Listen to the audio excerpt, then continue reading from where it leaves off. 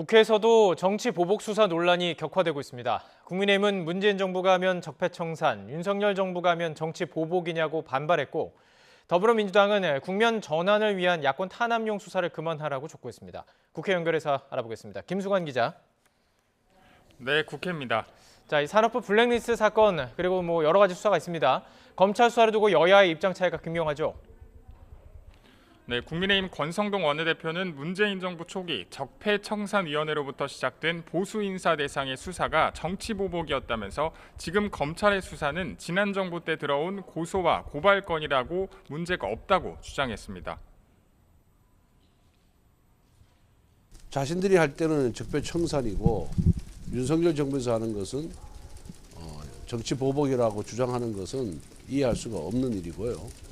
당연히 문재인 정부에서 했어야 될 수사를 문재인 정부에서 막아서 못했던 사건을 이제 와서 하는 걸 갖고 무슨 정치보복 운운하는 거는 언어 도단이다.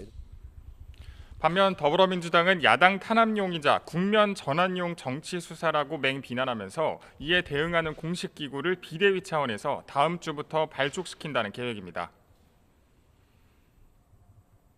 윤석열 정부는 출범 한 달 남짓 만에 검찰을 동원해 사정 공안 정국을 조성하고 정치 보복에 나섰습니다.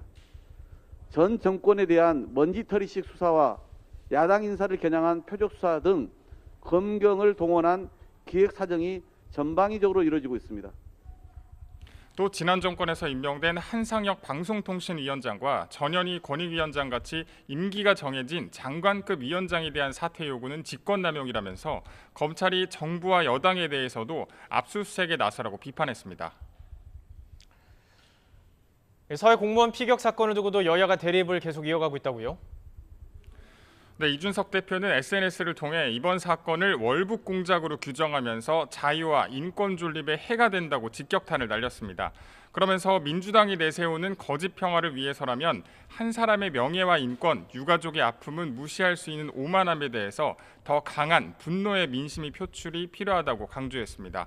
이런 가운데 국민의힘 하태경 의원은 당시 정부가 월북으로 결론을 짓고 짜맞추기 수사를 했다는 양심 선언이 해경 쪽에서 나왔다고 주장했습니다. 사실 월북 프레임을 걸면 당시 민주당 의원 중에 그런 말 한 사람이 있어요. 이제 월북한 사람은 총사 죽여도 된다. 마치 죽어 마땅한 사람인 것처럼 이 문제가 남북 관계를 다시 악화시키지 못하도록 그렇게 조치를 취한 거라고 보이는 거죠. 반면 더불어민주당 우상호 비대위원장은 정부가 국민 희생에 대해 항의해서 북한의 최고 지도자가 인정한 사례라면서 북한의 눈치를 본 게 아니라 굴복시킨 거라고 맞받아쳤습니다. 그러면서 우 위원장은 희생자가 월북 의사가 있었는지 없었는지가 뭐가 중요하냐면서 본질은 그게 아니라고 주장했습니다. 의도적으로 전 정권이 북한 눈치를 보면서 뭘 서설겼다 이런 방향으로 몰고 오고 싶으신 모양인데 우리 국민이 북한 군인에 의해서 희생됐고 그걸 항의했고 그 사과를 받았습니다.